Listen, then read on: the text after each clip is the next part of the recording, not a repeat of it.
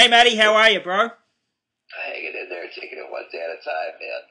So, Matty, we were talking about how much of a music snob you are, like Neil.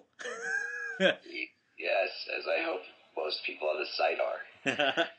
Why don't you just say what you were just starting to tell me about Toad the Wet Sprocket and Midnight Oil and a couple of others? Why don't you just explain what you were telling me? Oh, well, I was just basically explaining to Matt what type of a music snob I was because, one of the comments that Neil had made was that, as you get more technically experienced on the guitar, you look for things that are going to challenge you more, and anything less than that is boring. Well, to a degree, that's true if you're listening to instrumental music, especially, or if you're focusing on guitar solos. But also, as someone who really enjoys writing and reading lyrics and is really moved by what people have to say, especially if they have something really significant, different, or special to say, I am very much into songs that are provocative in terms of making you really think about something, getting you to feel a certain way or whatever. And so you have a band, one of my very first favorite bands ever when I was like 9 years old, and still one of my favorites now that I right away told Matt about because it's an Australian band, was Midnight Oil. Midnight Oil has always had a message behind their music. They've always been pro-environment. They've always been fighting for the Aborigines in Australia.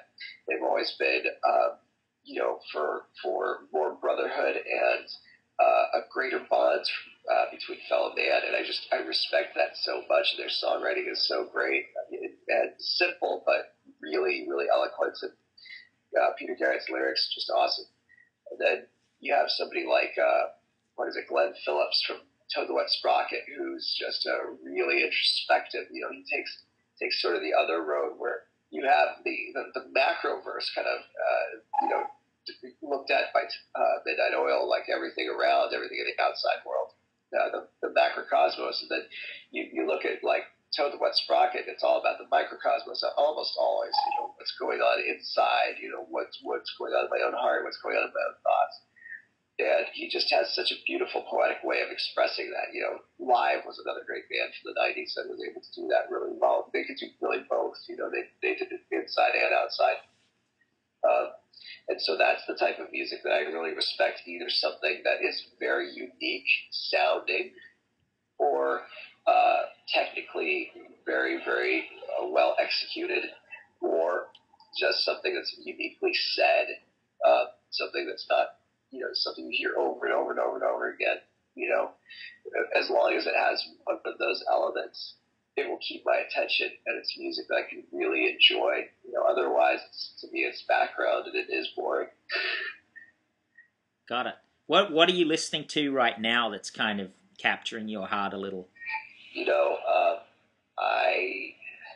I have been just occasionally listening to stuff recently, and more just for kicks. I listen to I've just been listening to Skid Row again recently. Sebastian Bach's voice is great. I kind of overestimated how much I liked the guitar work. They're good songwriters, but the guitar work isn't anything, really extraordinary. And then I just found and downloaded one of Pantera's very first albums. Wow. Before they were a real heavy metal band. And it was just for kicks, just for fun, just to hear some of that guitar work because, Diamond Darrell was, such an amazing guitarist.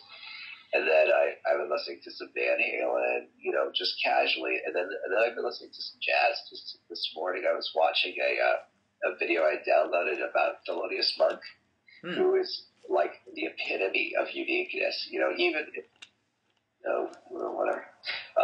My computer just yelled at me for some reason. Matty, we got to stop this one. No, I want to make sure that people watch the next video so that we give you an update of your status.